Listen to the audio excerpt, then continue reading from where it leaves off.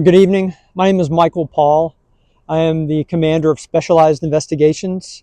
This evening at approximately 5:10 this afternoon, a patrol officer conducted a traffic stop on a vehicle for running a red light. During that traffic stop, the officer made contact with the driver of the vehicle. During that interaction, the driver indicated that he had a firearm in his waistband. The officer asked the driver to exit the vehicle. The driver did so, and the officer attempted to take custody of that firearm until the traffic stop was over. While the officer was attempting to remove the firearm from the driver's waistband, the firearm discharged. The driver was then struck in the leg.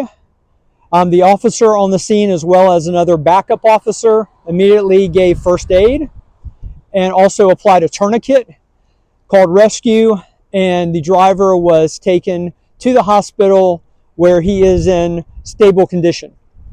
Currently, the homicide cold case unit is conducting the investigation, and we are looking for any results of that. You have any questions? So, can you clarify if the driver is a man or a woman? Yes, it's a black male, the driver, and he was 39 years old. And how did the firearm exactly go off? It was in the waistband, and was it sealed or? The way I understand it is that the firearm was in a holster, but it was inside the waistband. It was not an exterior holster, and the officer was attempting to remove the firearm. Not sure how the gun was discharged, but as she was removing the holster from inside the waistband, the firearm discharged. So this appears to be an accident? That's what it appears to be, yes.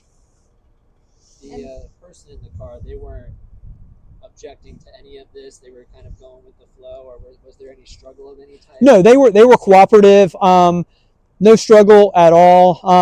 Told the officer I do have a firearm, and the officer chose to separate that individual from the firearm during the traffic stop. Why is cold case involved? Cold case does any of our officer-involved incidents, and that's what this is, an officer-involved incident where someone is injured. And what number is this now? It's not. Oh, it's not considered one. It's not considered a police shooting or an officer-involved shooting. It is just an incident where an individual was injured while in custody of the sheriff's office. Is anyone facing any charges because of that light or anything? There may be a civil traffic violation for running a red light, but no criminal charges at this point that I know of. That person was allowed to have that weapon on them? Yes, all indications are that they were not prohibited from having a firearm. Thank you, Commander. Yep, you're welcome.